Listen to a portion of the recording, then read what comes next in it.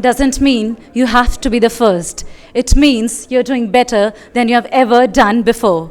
Good evening, ladies and gentlemen. I am your host, Shikha, and on behalf of IMC, I extend a hearty welcome to each one of you to the second edition of IMC IT Awards 2015. So are you all with me? All right, so I get a yes. Good evening, everyone. Watching out how beautifully the IT industry has carved its path, IMC strongly believes that both the IT companies and the end users of IT deserve recognition and, of course, a pat on their back. But before anything, may I request you all to kindly observe a silence of a minute in the remembrance of Mr. Hemant Sonawala, who's no more with us now. Mr. Hemant Sonawala can be credited with the founding of the IT industry in India. On his return from the US, he founded the Hinditron in 1966 and its computer division in 1971. The Hinditron group is engaged in IT scientific instrumentation and telecommunication services.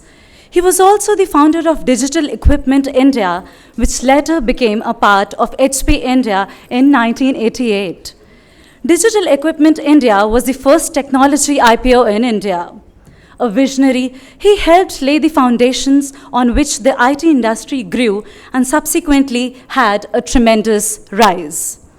Sonawala was associated with the Computer Society of India, the IEE, NASSCOM, Indo-American Chamber of Commerce, FICCI, and IMC. He was the co-chairman of the IMC IT Committee and was also in the panel of the jury of the IMC IT Awards. Besides his enormous achievements in business, he was a very fine human being. So can I request all of you to please close your eyes and observe a silence of half a minute. May his soul rest in peace.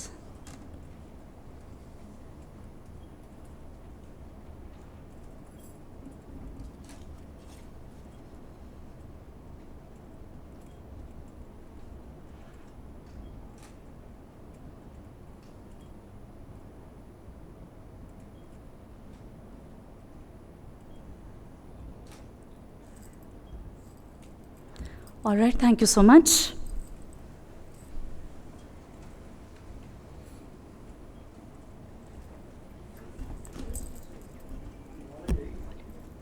Volume a little louder, yes.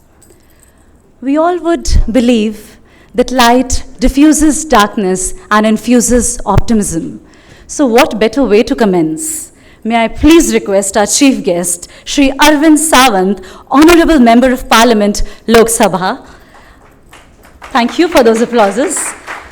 IMC President, Shri Prabodh Thakkar. IMC President-elect, Shri Dilip Piramal. All right. Chairperson IT Committee, Dr. Lalit Kanodia.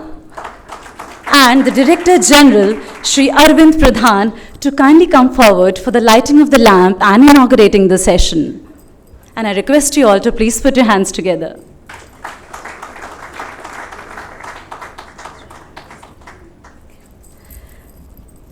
So Shri Dilip Piramal would be joining us shortly.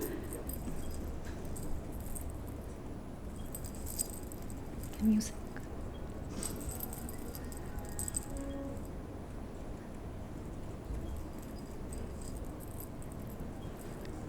So this seems to be an auspicious beginning, and I'm sure you all would agree to that.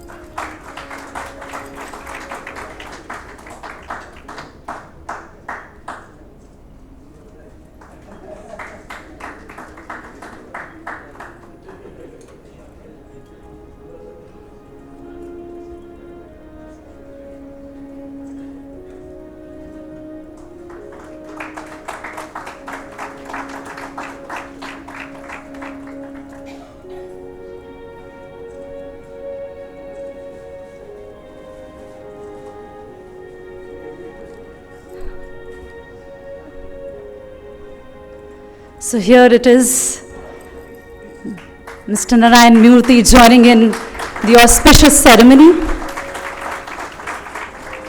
I'm so happy to see all of you being here.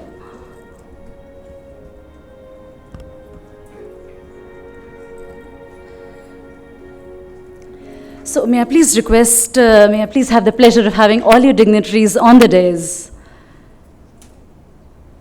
Thank you so much.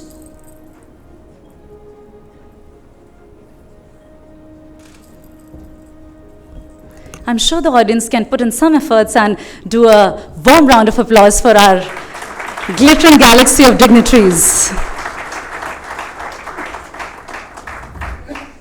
All right, thank you so much.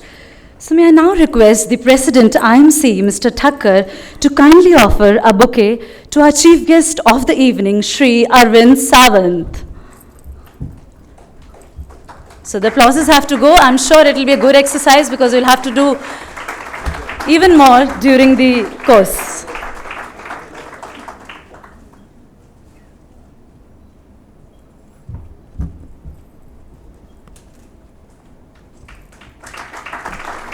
This is a token of warmth to express our gratitude to the Honorable Chief Guest. Thank you so much, dignitaries. I would now like to invite the IMC Director General, Mr. Arvind Pradhan, to please give the introductory remarks. Please put your hands together for Mr. Pradhan.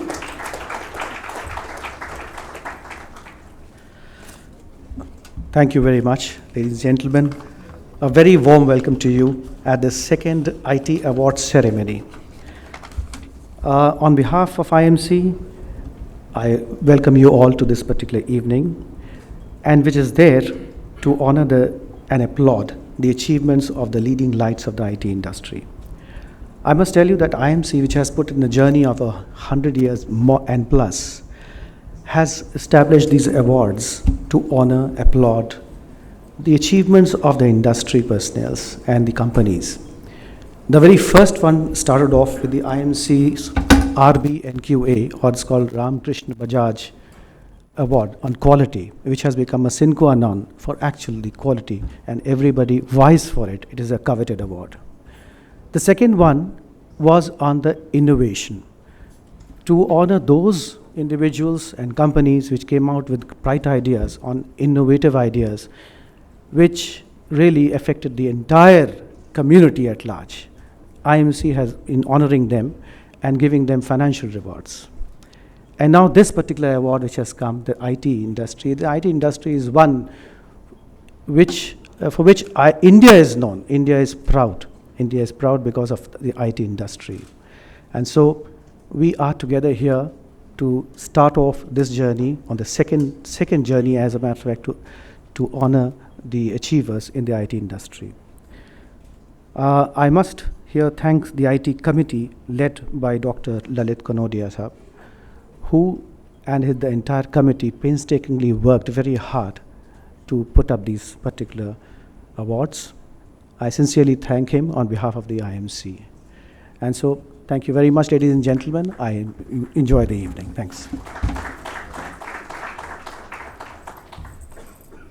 Thank you so much, sir. May I now invite the IMC President, Mr. Prabodh Thakkar, to please deliver the welcome address to the August gathering. Please put your hands together in the meanwhile. Thank you very much. Good evening, ladies and gentlemen, and namaskar. We have today who is who with us, and as I see and glance through the crowd, we have a Mohan Nailani here, we have Meeraji here also, we have a Narayanji also here. So I think we have all Lakshmi, Vishnu, all the Saraswati, all Shakti here. IT is one of the most important and something that which started, and we have a guru of IT industry here. So all what I say would be very short in my words, but I must say that something that IT industry has done to India is a great proud. It's the biggest contributor to our GDP, one of the biggest employer in the region of 3.5 million and still growing. Even in the days of depressions and challenges, this is one sector which has given promises to India. In fact, in truly speaking, IT industry has now become the roaring ambassador of India.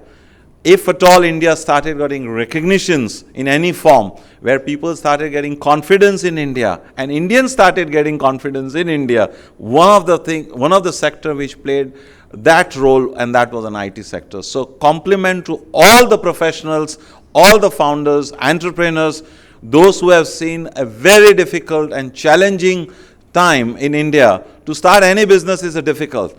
To do an IT where you need technology, you need the energy, you need hardware, and that all comes from through import. Such a difficult import-export policies. I think those days to set up something, what these legends must have gone through, all I can say is I can only express our respect and gratitude that the generations will remember for you, sir. And thank you very much to all these professionals. So give a big hand to these professionals.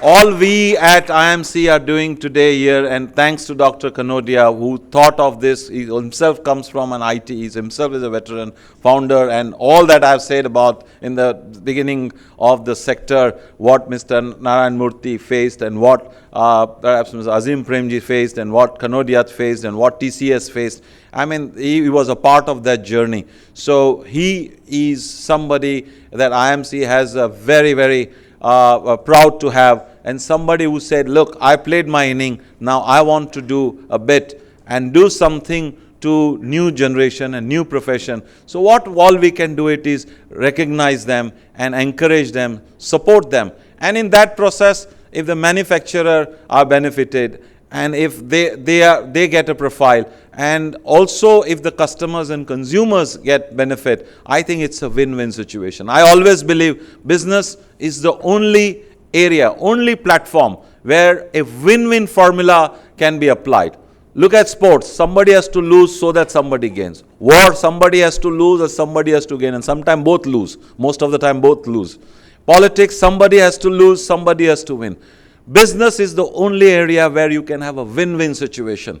And I think the win-win situation also gets dented if business is done without governance. And that's why we at IMC this year, we have thought of growth with governance. These are inseparable. We have top professionals here, and somebody who is also helping us in this event, Mr. Ketan Dalal, and many more professionals here. And we all tried to do was raise the bar of governance. That's all we can do it is. We all are in habit of criticizing governments. We all have habits of criticizing and being cynical to politicians and member of parliaments. We have Mr. Arvind Sawant here, one of the finest member of parliament I have come across. He hails from South Mumbai. Yesterday he gave me a call just to, I think, perhaps do a health check of this event. That was his agenda. But when VIP and the chief guest calls you on the previous evening, I think the heartbeats goes up. I thought God knows now what emergency he has. But all he said, I'm coming. And the best part of Mr. Arvind Sawant is, I gave him 2-3 options. I said, sir, you are our khasdar, or khasam khas hai aap. आपको जरूर आना है हमारे programme में. Where would you be more comfortable? So I gave him 2-3 choices. He said, in a fraction of a second, he said, one sector that I attach a lot of importance is an IT sector. So please give him a big hand to Mr. Arvind Sawant. We are fortunate to have such an MP, but he represents a constituency which is more consumer in IT rather than a manufacturer. So, but he is our echo. I think he will also take some of the messages if we want to give it to Delhi, and through him we will be talking to government as well. IT, I think, is touching every sphere of life, and without coming in way of what is the next proceeding which is going to be unfolded, I once again welcome each one of you. Thank you very much, everybody being with us. We are very proud of it. Dr. Kanodia, thank you for all your initiatives and taking these events to a new height. Please enjoy your evening. Thank you very much. So, what a motivating welcome indeed. I'm sure you all would agree to that. So, in the meanwhile, I would like to thank all the dignitaries sitting on the dais, and I request you all to please occupy your respective places so that we begin with the other proceedings for the day. So, as I say, that you have to keep exercising with both of your hands, keep clapping as we are finished with every aspect of the event, so that you are better bugged up for the awards ahead. So I still don't hear the claps and the applauses. Thank you so much, dignitaries.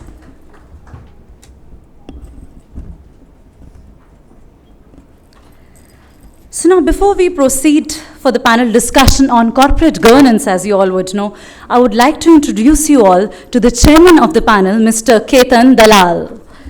So I want to hear it from Mr. Ketan Dalal, and afterwards I'll be reading about him. All right, thank you. So Mr. Ketan Dalal is a fellow member of the Institute of Chartered Accountants of India. Having qualified in 1981, he has an extensive experience on cross-border tax issues and investment structuring, including mergers and acquisitions. He is the Managing Partner West and Senior Tax Partner in PwC India and a member of the India Leadership Team. He is a member of the Managing Committee and the Chairman of the Direct Tax Committee of IMC. He has been a member of several SEBI committees, including SEBI's High-Powered Advisory Committee, which we call as HPAC, on consent orders and compounding, and the KM Chandrasekhar Committee on incentivizing foreign portfolio investments. International Tax Review, a leading global magazine on international tax, has listed him among India's leading tax advisors. So, Mr. Ketan Dalal. All right? Yes. So may I please request Mr. Dalal to kindly introduce the panel members and moderate the further proceedings. Thank you.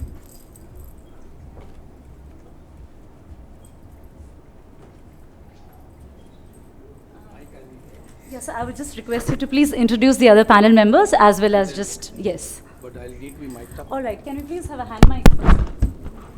Yes. So good evening, ladies and gentlemen. It's a great pleasure. It's very intimidating to stand here up in the audience with Mr. Murthy sitting there. I'm really, really privileged. Thank you once again. I have the pleasure of introducing our three panelists for the day. And perhaps as I complete the introduction, may I also request you to join here on the panel. The first one is Mr. Balaji. Mr. P. Balaji is the CFO of Hindustan Unilever Limited, and I was just telling him when I met him just before that at a relatively young age to head the finance function of such a large MNC in India of this size and complexity is really, really challenging. Obviously, in addition to dealing with finance, the number of other issues he deals with is quite significant. He spent many, many years in Lever, including in Switzerland and UK. With this kind of a description of being the CFO of Unilever, I don't think anybody needs any further introduction. With that brief introduction, may I request Mr. P. Balaji to join us here on the stage. The next panelist that I would like to introduce to you is Abhijit Joshi. Abhijit was earlier the CEO for the Western region for AZB. In February this year, he launched his own firm, Veritas Legal. He has been actively involved with a large number of M&A transactions. I was just telling Balaji that I had the misfortune of being on the other side and I had a very tough time. It's somebody you need to have on the same side, and there are a couple of clients of his here who are smiling. He's a very, very good solicitor. In fact, he is the recipient of many accolades, including being named in International Who's Who Legal as the leading lawyer for M&A in 2013-14, and the leading M&A lawyer in India for 2014 by Finance Monthly. Abhijit Joshi. The President did mention about the luminaries in the IT field, and I think to an audience like this, which partly comprises people from the IMC and of course a lot of you from the IT sector, the next panelist, who is the chairman of the IMC IT committee, obviously needs no introduction, the chairman of Datamatics, Lalit Kanodia. So with that,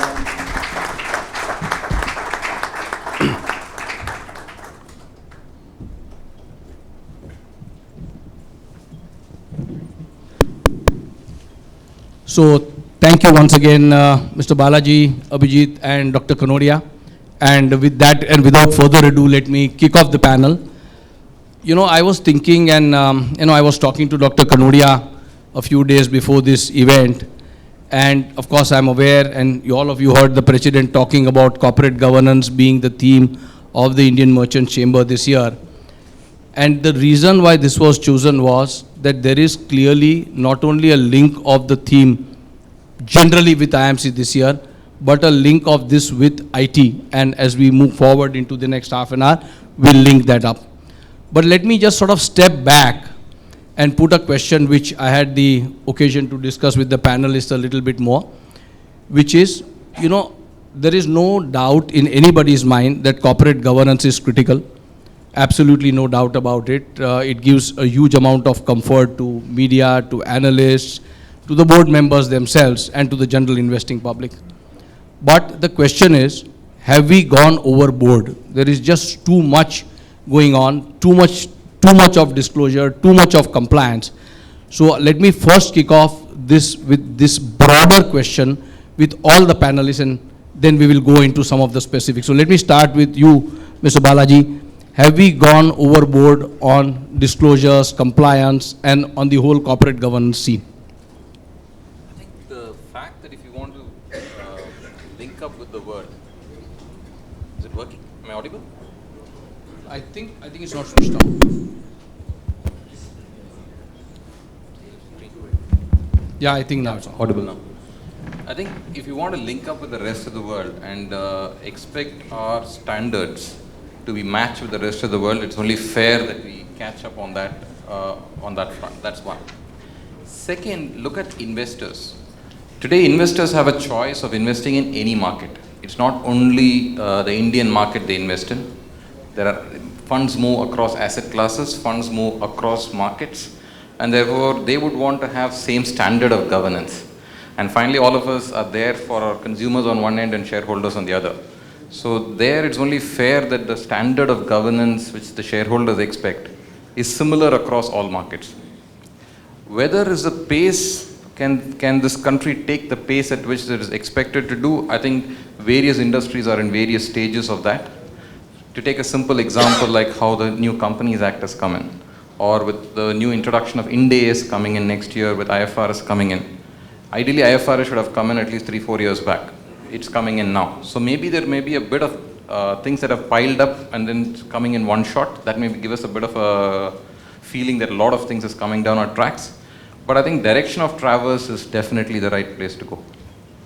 Abhijit? Yeah, so I agree with Balaji that the direction is correct, but I think we have no dearth of thoughts and legislations. In fact, we have so many of legislation compliance being one of the manifestation of it. The problem is implementation. So we have an issue that we bring in the most stringent insider trading regulation and do not have the exemptions that the world has. We have compliances which often are so difficult, then we get an exemption in terms of a notification, and which people keep tracking from time to time, and it keeps changing from time to time.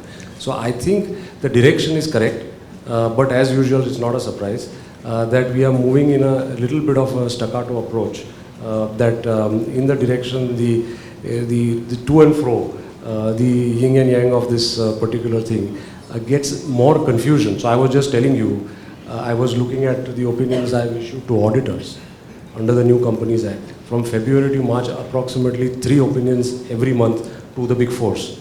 This is not to the companies. The auditors have so much of confusion in serving the companies. As a businessman and as one of the fathers of the IT industry, Dr. Kanodia, what is your view? Well, fortunately, the IT industry had almost no regulation, no rules, and that's one of the reasons it did so brilliantly well. In fact, the Prime Minister is on record when he was at the NASSCOM conference a month or 2 ago, saying that one of the reasons you've done so well is that we did not interfere with you. So I think the government recognized that. I agree with Prime Minister Modi that we need minimum government and maximum governance. So that, I think, theme is absolutely right. The only question is, where do you draw the line? And there is no rule which tells you where to draw the line. On the index of ease of doing business, the World Bank has rated as 142 out of 188 countries that they rated, which really means that it's difficult to do business in India. And that's something which is internationally recognized. So I, for one, believe that we need governance, but we also need a balance between too much and too little. And that is for experts to decide where that line exists. But there's no golden rule, there's no constitution which tells you how to do it, and we need to draw our own line. You know, you mentioned about the IT industry having done so well with relatively less regulations, and I mentioned about, and we did speak briefly about the fact that there seems to be just too much. The other dimension of governance being too much is also the fact that there is too much overlap. So you look at related party transactions, you have section 188 of the Companies Act, you have section 40 in the Income Tax Act, you have some cross-border transfer pricing regulations, and isn't that one more facet of it becoming too much? And if I link it with IT, one is, of course, the government needs to look into that, and to some extent they are trying to reduce the overlap. But the more I look at it, the more I get convinced that it is virtually impossible for companies to monitor and manage these issues without IT. So Balaji, going again with you first, what are your thoughts on that? Especially if you can also link it up with what I briefly discussed with you on the availability of skilled people to do this. Yeah. So I think, first of all, before we get into outside rules, I see it in three levels. There's first the management and the company. If you need to grow well, I think starting point is you need to simplify business. So business needs to get simplified. You should be able to understand the business that you are in, and your system should be able to talk to it. So independent of what happens elsewhere in the world, there is a fundamental paradigm managements need to work on to simplify business, keep it straight, keep it understandable, so that you're able to train people and therefore really look at ways to automate, standardize, and get more and more people to fully understand the business. So that's a first starting point. Once you do this, your controls are in place, your business starts to work, and you are able to then explain in simple English what your business is trying to do. When you've completed this phase, then of course comes the next phase of the governance of the company, which is management vis-a-vis the board, the audit committees, the board committees that are formed. And there again, a lot of comfort is drawn from how does the management manage its control framework, if it's a COSO framework, any frameworks you take. Does the management really know what it is doing? Is the management aware of issues on the ground, and is it taking substantive action against it? Which is the overlap of the board. Conflict of interest, related party transactions gets cleared at that level. And the third level for me is how you communicate it out into the external market, where you have multiple stakeholders, be it governments, be it NGOs, be it investors, green lobby, take the pick. That stakeholders are only increasing with time. So if you operate in these three levels, the nub of that is how does the business actually running, and what are the control framework of that business. In that, there are two or three things that will definitely happen as the country goes forward. Number one, volatility is here to stay. We're not going to go away from that volatility. They call it VUCA, multiple names being given. Point remains, volatility, complexity, ambiguity is here to stay. Second, data disruption is big and happening at a pace which I don't think any of us even comprehend the speed at which it is going. Third, the war for talent is definitely on. You're not going to get talent going forward. And lastly, this level of stakeholder activism that we talked about is going to be all pervasive. What is the common theme in all these four things if you want to really attack it? It needs to be a very high degree of simplicity, automation, and consistent delivery, where you can say, I know what my numbers are going to look like, I will be, these are the numbers, it ties up from all sides, there's no worry at all. So the business can focus on managing the risk of the business rather than worrying about the controls of the business. To make that flip and get this thing going, you have no other way to go but to then focus on your IT strategies and the way you actually deliver simply. And it's not just transaction processing, that's a given. It's not just simple ERP implementation, that's a given. It's about how do you actually use IT in a very fundamentally different way to disrupt business models. That's the way we see that, at least in HUL, and that just gives us enormous play to position IT in the right place. It's an integral part of business strategy. It's not like you have a business strategy that is enabled by IT. It is the business model is enabled by IT, is the way we would look at it. I'll come back to you, Balaji, with a slightly more provocative question later. But for the moment, one for you, Abhijit. You know, there is a lot of reliance, obviously, on IT from the perspective of governance. And one of the things that always occurs to me is a failure in the system, maybe an IT failure, how good a defense it is. So, for example, let's say you were to disclose something every 3 months and there is a failure and you don't disclose it. Or this is, of course, a relatively more benign example. From a legal standpoint, where do you see this kind of situation? What kind of defense it is? So it's evolutionary, but I think it will rest in terms of that it should be and would be over a period of time a valid defense. Most of the compliance that you have, the government agencies, the interface is getting converted into IT interface.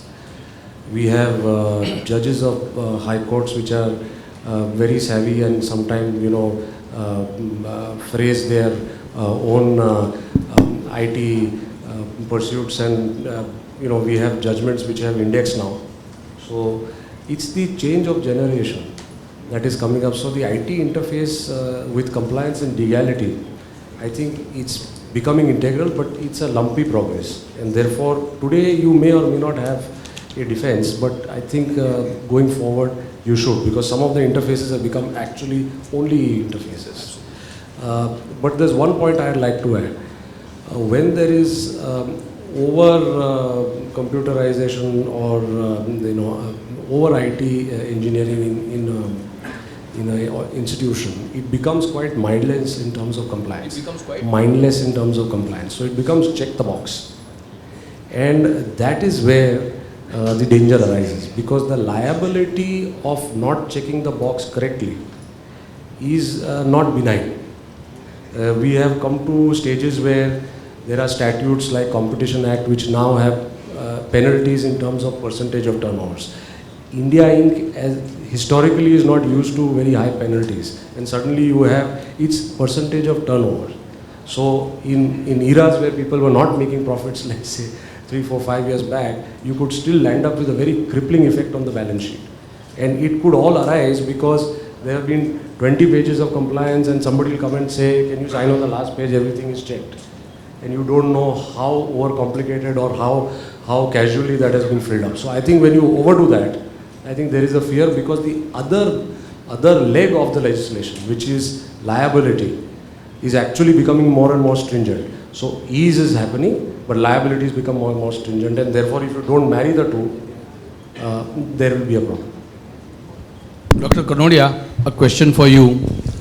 As an IT guru, how do you see the role of IT as the backbone and the enabler for corporates in the context of corporate governance? And as I said, I'll come back with a more provocative one to Balaji later. Well, I would add the word communication to IT. It's the combination of IT and communication that has made the world so different from what it is.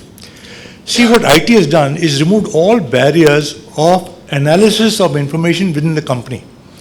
Whether it's product costing, whether it's location costing, whether it's country costing. So those barriers have disappeared. So therefore now the question is, what do you want and how soon do you want it? And how do you want to communicate it? And that's become a huge challenge in my opinion. Now with the cloud coming in, we have not seen the end of it. Cloud is nothing but a utility. So you can get infinite computing, infinite storage at your fingertips and at costs which are unimaginable. So the point now is that IT and communications between the two of them have enabled a world which never existed before. And you can really communicate whatever you want about the company in whatever detail you want about the company. So the question that now really in my mind arises, what do we need to disclose and when? And that's the key question that we need to answer. Because data is all there. And now with big data, you can do trillions of bytes. And look at Google. It's all big data, You can analyze at the fraction of a second. So those concepts have changed totally in my opinion. So, given that there are IT professionals sitting here, do you think, Balaji, that IT companies have risen to the challenge? Have they customized their services and offerings? Because, it's one thing to say big data, and as Abhijit mentioned, sometimes it can get mindless. But there is so much customized information that needs to get out there, where IT can provide a hell of a lot of the backbone, but to put it in a particular manner, you can't just fully rely on IT. At the same time, the data needs to come from there. Have companies customized their offerings? Have they sort of kept pace with all this? I always knew you were a friend, Ketan. In front of a public gathering of IT people to comment on them is not a fair comment, but let me try. I think first the responsibility lies with companies, because we will understand our company far better than what any IT company can ever do. So the starting point for the brief to my team is simple: you please understand IT. Don't expect IT to come and understand the business. That's the first message. Second, I think even IT itself needs to be wired into the business. And you can't just be having an IT company or an IT consultant or a group of people coming and working for you and not be part of understanding the entirety of the business. So when we look to IT people, they are fully embedded into the way we think and work, and that's how we operate. Thirdly, what's also happening is that the pace of change in IT also is phenomenal. So the ecosystem of vendors that you work with will need to get refreshed, because there are new thoughts, new things coming in. SAP to app is a very fool's phrase to use these days. But you then suddenly realize the number of, it's about where talent is moving. If talent loves to do app work, you're not going to get the right talent to go and do the work on the base SAP that needs to be done. But at the same time, it's important that we tap into that talent. So the challenge would be, how are we going to build that talent in the IT industry is a challenge which I'm sure you guys are all dealing with. And when we see it from a distance as corporates, we believe, are we getting the real talent out there, the cutting edge talent that we require in that space? Are we developing the kind of solutions that we want in the future? I think there's some distance to go in that. There are a lot of opportunities that we can seize on that. And secondly, I think, how do we move from talking about the problems we solve to the solutions that we are providing for them? That move to a solution mindset is maybe the next space of opportunity there. But in both these, it's only the clients that need to lead the IT people up the path, because we can expose them to the stuff. But what we need from the IT teams are the mindsets to actually go that distance and actually become a full-fledged solution provider, which will then be marrying both sides. So both places need to build bridges from both their ends. I can't have my team standing up and saying, no, it's all outsourced to IT. It doesn't work, because you need to be thinking through the process. Okay, I wanted to move to a couple of broader questions on governance, devoid of IT. But before I do that, I just want to still link up one or two things with IT, and which is, you mentioned, Balaji, about Ind AS and IFRS. There is another big change which is on the anvil, which is GST. And I think in both of these, and some part of it is linked to governance and some part of it is not, in both of this, the role of IT, I suspect, is going to be absolutely critical. So, any thoughts on that, Balaji? I think GST is probably one of the biggest disruptions that is happening in this country today. And I hope all of us are aware of the size of the change that is coming our tracks. Yes, there's a lot of conversation on 1% CST, 1% additional tax. There's a lot of conversation on revenue neutral rates. But what is this animal called GSTN that is coming? How will the formats work? How will they speak to each other? How are we going to ensure invoice control on that? Are there benefits on how we can do purchase to pay reconciliations? Can we get bank reconciliations done in the jiffy? I think there's a tremendous opportunity opening up there, but the conversations are so limited to what I would call as these 3 points keep coming back again and again. Yes, they are important, but not enough. And we have an April 1st deadline, and I still don't know what formats to upload the data into. And if you speak to any of my colleagues in SAP, we speak to them quite extensively. Even they are grappling with it, because it takes time to test it, put it together. So my worry is that we may land. It may be like a typical Indian wedding. Somehow, kaise bhi ho jata hai, but the methodical way in which we need to do such a big change, maybe something we need a bit more of information coming through there. Equivalent and the same time frame is also Ind AS, which again I don't think very many people have connected. That you're going to touch your IT system once, you will touch it for both the accounting process and the transaction process. And both are happening, and there are two different groups that are briefing it. So, does that leave us a bit concerned? The answer is yes. So, are we resourcing up for it? Yeah, we are doing big time resourcing up, because that's the only way it's going to land. All our best minds are working on it. But any help that we can get on this, either from the IT side or from clarity from the government on getting a very clear view on where it's going to go, would only be of help. My worry is that otherwise, as India, we may have a problem as of April 1st, 2016. How does this cutover happen? We still don't know the cutover routes, and we're sitting in June now. So the runway is getting shorter with every passing day, and we're trying to fly a very big Boeing off this runway. So that's it. No, I think you used a very good term. It's a huge disruption. While it may not be of the size of the Y2K, I think it's not all that smaller than that. Y2K, yeah, this is real. That was imaginary. Okay. Let me move on to a couple of broader points on governance, and let me come back to you, Abhijit, with that.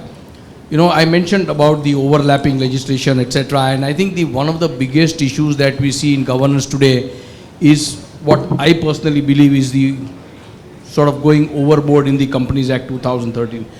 Too much disclosure, just too many things.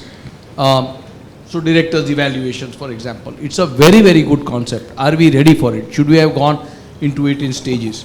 Directors' responsibility statement, the number of things that the directors are supposed to disclose, comment on, and non-executive directors, one of the very eminent non-executive directors told me that, you know, the compliance levels, the disclosure levels, the responsibilities are so heavy that sometimes I forget what is the business of the company because I'm so worried about trying to comply. What are your views on that, Abhijit? Well, there are companies and there are directors and there are independent directors and they continue. So I think there is some method to madness. But all I can see in this is that I'm becoming more confident about my business plan. But I think the two pillars of, we talk about non-executive directors, about remuneration and liability, I think yet not balanced.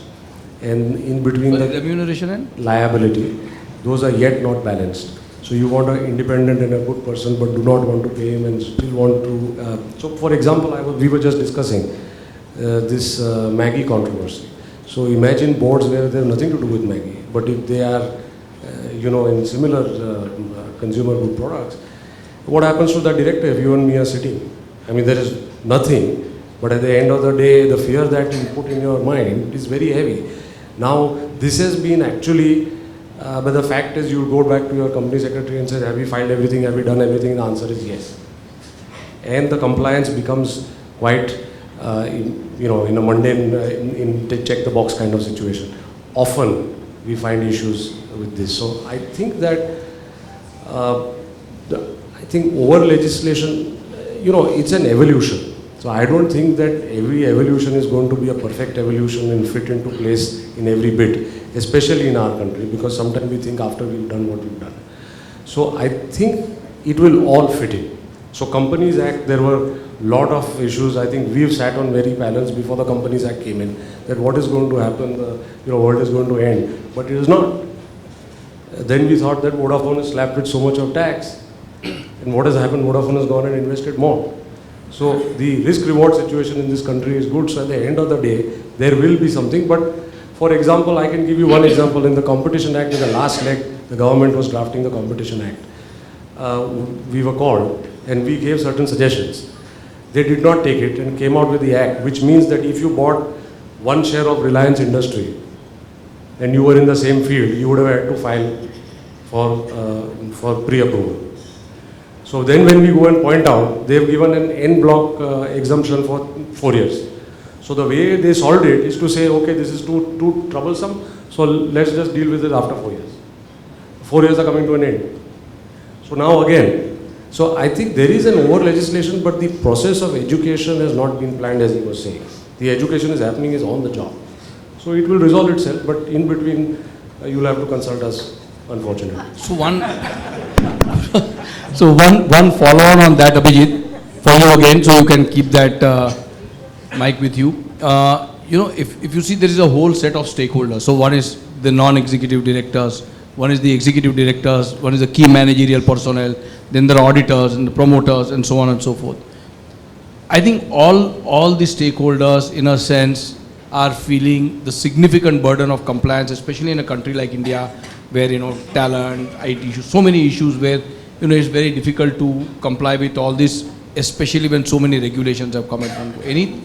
do you have any views on which is the one segment that is fairly vulnerable from what you see? Is it the non-executive directors? Are they the auditors? The auditors and non-executive directors, the auditors, because now they have de facto become the whistleblowers, and therefore the liability on them is actually quite lopsided. I think the income on the audit part is actually not that great in many of the firms, and therefore de-risking that is becoming a problem. So as I said, I'm getting more and more issues from the auditor, because a question is posed to the auditor has now to take a view. The management is not offering any assistance, and therefore it lands up with lawyers. So I think auditor is one vulnerable proposition. Independent directors. Sorry? Independent directors or non-exec directors. As I said, I don't want to repeat myself, but those are the issues that they are struggling with. But I think it all revolves around, at the end of the day, if you are an independent director on any company, it's a leap of faith. And it all comes down to the moral fiber of the promoter that you are dealing with. I think if that reputation and the moral fiber is correct, the rest will fall in place. And otherwise, I think dependence, independence, etc., it's a question of compliance. And compliance is a question, how many times are we reading on internet when we have to click I agree? It's a whole contract out there. How many times are you seeing forms which are form 82, 92, running into 82 pages, last page is given out by the company secretary signing. So it's all about the moral fiber, and it burns out to that. I want to go back to Balaji, but before I do, on the same type of question that I asked you, but before that, Dr. Kanodia, I asked Abhijit this question about compliance and the stakeholders and the challenges they face. As a businessman, as running a company and a various diverse set of companies, what are the challenges that you think are there in the corporate governance framework? Is it disclosure? Is it compliance? Is it just too many forms to be filled? And we keep on talking about, of course, the ease of doing business. So, Well, I personally believe that we tend to over-legislate and over-litigate. For instance, as a PhD student, one of the requirements was to study the American Constitution, which had nothing to do with it, but I was forced to study the subject. And I was surprised to see that the entire American Constitution is 20 or 25 pages. And we are very proud of the fact that we have a huge constitution. But the American Constitution seems to work. The liability of the independent directors, as you very rightly pointed out, is enormous in this country. Mr. Mahindra was, as you know, was convicted for the Bhopal case. He really had nothing to do with it, for whatever reason. I know of one case where a very senior man, I won't name him, because the company didn't pay the PF, was hauled into the court for prosecution. And these cases go on and on and on. So I personally think we tend to overcomplicate things a little bit. Also look at the number of cases that go to Supreme Court of India as compared to the number of cases go to Supreme Court of the United States. It's 20 or 30 times the figure, which I'm sure Abhijit will tell you. So we tend to over-litigate, we need to over-complicate, and we don't rely on judgment. You're very right. And the moral fiber is somehow set aside, and law takes precedence. That's my feeling of the subject. Balaji, I mentioned that I want to come back to you on the similar set of questions that I asked to Abhijit. There's a whole set of stakeholders there, and from where you sit in this vantage position in Unilever, which is the segment that you see exposed? What are the challenges that you see? How are they dealing with all this? I think there is it's not just in India, even if you look at the way the rules are evolving in the UK, for instance, where I was working in the Unilever space, a lot of responsibility is coming onto the audit committees. And to such an extent that today you have an audit committee that is actually supposed to take a very simple example, related party transactions. That's a management action.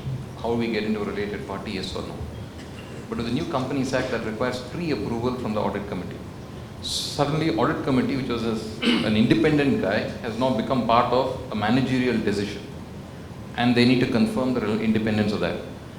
Something about it doesn't gel. So we are expecting a lot of the audit committee. And within the board, it's probably one of the hottest seats is the audit committee chair. And it is also becoming very, luckily for us, we run a very simple business of selling soap and soups. But there are other far more complicated businesses where even learning to understand the business model will take time. And in that scenario, one does wonder whether are we blurring the lines between management and audit committee in that range.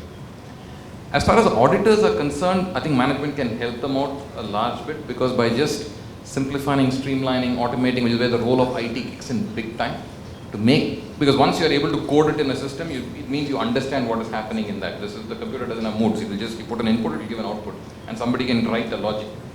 And yes, the behavioral, managing it through behaviors, managing through tone at the top, code of business principles, those are the more sustainable ones, and the next most sustainable ones would be the IT design. So I think for auditors, we can find a solution for them to ensure that they are very well comfortable with it. But of the two, I would really say that the audit committee is the one that's probably getting stressed out, where they're getting conflicted in the way they're being dragged into this. That's interesting. You mentioned about the business of selling soaps, etc. And I want to come back to the last question to Abhijit on that. There are businesses and businesses, and some are relatively simple, although very large, but some are very regulated. Financial services sector is a classic example. Let's say it's a bank. You're also under the RBI scanner, for example, or any financial service entity. Mining sector, for example. From your experience as a lawyer, from a corporate governance standpoint, Abhijit, what has been your experience? Are they even more paranoid? What are they doing to deal with this? I don't think the paranoia is hit. I think at the end of the day, business is continuing. And I mean, one space might be a little more regulated than the other. But spaces which deal with human life, pharmaceuticals, where there are issues of interfaces where you have cases of absolute liability. So when you mentioned Mr. Mahindra, it was a case of an absolute liability. These tend to be a little more sensitive, but that's nothing to do with compliance. Actually, they tend to be sensitive throughout. So in my experience, I don't think that people have treated compliances for better or worse in thinking that I am in this segment, so let me, comply with it or comply less with it. So I think it's quite uniform. But I think the evolution of the penalty regime, and for example, I just want to pause and maybe it has an interface with IT. The Sexual Harassment Act. It has no implication into say that there is a fine and etc. But completely people forget that the Indian Penal Code has been changed after the Nirbhaya case. When you apply that section in an urban environment, it means that the man goes to jail on the second day, full point. Full point. Right? So the evolution of the penalty regime, so many cases, so many sections where imprisonment has been added. And therefore we tend to overlook that because there have been no tested cases on the subject. But once that happens, when DLF is fined with 600 crores, suddenly, people start realizing, how can I be charged with 600 crores? I don't even have a profit of 600 crores. And suddenly, some visible person is kept behind bar for 2 days. Suddenly, you'll have another seminar where people are talking. It's unnoticed. And that part, to my mind, is scary because in this country, there is always a possibility of misuse. Thank you. And before I end, just a few comments. I think we spoke about obviously the role of corporate governance, the importance of corporate governance, and of course we spoke about the role of IT in corporate governance, and I think the IT is a great enabler, a great backbone to corporate governance, and I think with the increasing requirements of disclosure, compliances, I think IT will have a very important role. I just want to end with two larger points on corporate governance that honestly worry me quite significantly. One is that the trial by media situation has made the entire issue of corporate governance extremely challenging, given the way that the media, functions in India, where sometimes, and the public perception is just generated so quickly that it becomes very difficult. The second one is the virtual inability to close an issue with that arises. So in most of the developed economies, and we have borrowed the corporate governance norms from there, if an issue arises at some stage in a relatively short period of time, you have the ability to, let's say, even pay a fine and close an issue. in India, the inability to close an issue is a problem. So I thought we'd just end with those two comments. I think it was an interesting discussion, but all good things must come to an end, and so must this. So with that, thank you very much, and please join me in carrying a big round of applause to Preetam.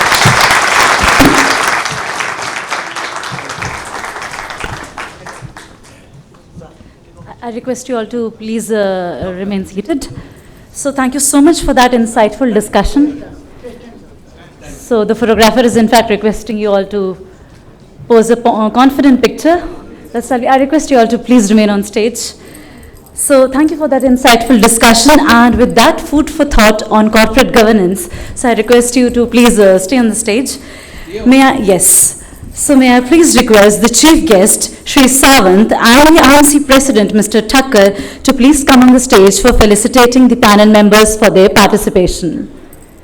Please put your hands together for the wonderful discussion we have just had.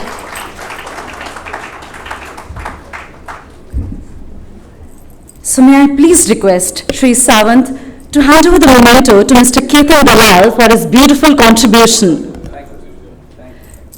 So here comes the memento, but I still cannot see the cheer. I cannot hear the cheer, in fact.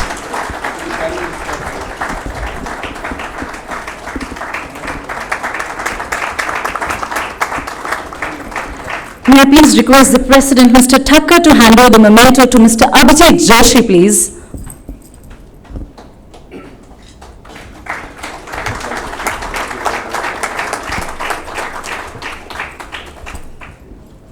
I would also request the President to hand over the memento to Mr. P.B. Balaji also for his Balaji's already got it. All right. In my, because I thought that the other should get it. Governance won't allow twice. So yes, I'm coming to Dr. Kanodia as well. So I request the President to please hand over the memento to Dr. Kanodia, please.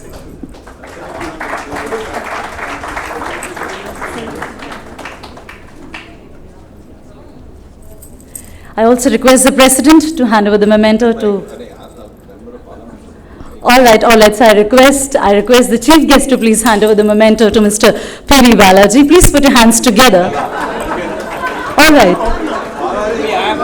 So yes.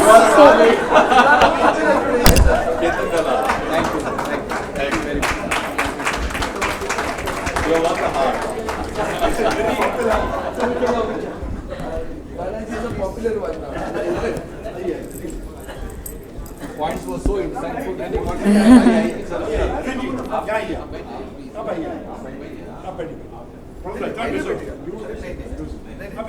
all of us will stand, sir.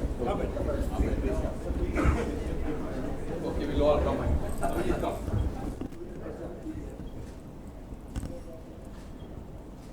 Thank you. Thank you so much, all of you. You may please occupy your respective places. Thank you for that wonderful discussion indeed. So as they say, winning is not everything, but wanting to win is. Because in that want, you're willing to go longer, work harder, and give more than anyone else ever could. So well, I can see that twinkle in your eyes and the expression on your face, which is looking forward to the IMC IT Awards. So isn't it? I hope I'm correct. So trust me, this is going to be an extremely exciting evening for you all. But before doing that, may I please request the IMC IT Committee Chairman and Convener of the jury, Dr. Lalit Kanodia, to give an introduction to the IMC IT Awards. Please put your hands together for Dr. Lalit Kanodia.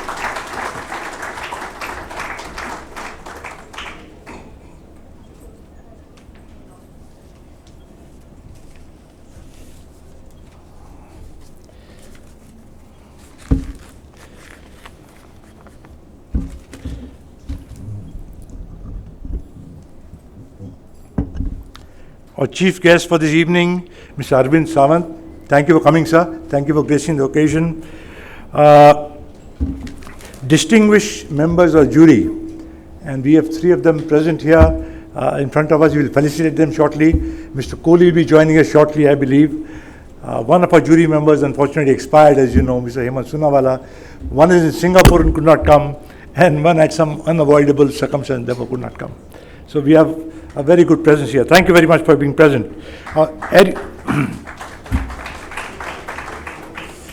our erudite panelists. Now, you've had the most learned panelists that you can assemble, and you can see they spoke with all the wisdom and all the experience they've had. Thank you, Ketan Bhai. Ketan Bhai has been most cooperative, and the entire credit goes to him. He assembled a very distinguished set of panelists. Hearty thank you to our sponsors who have made this evening possible.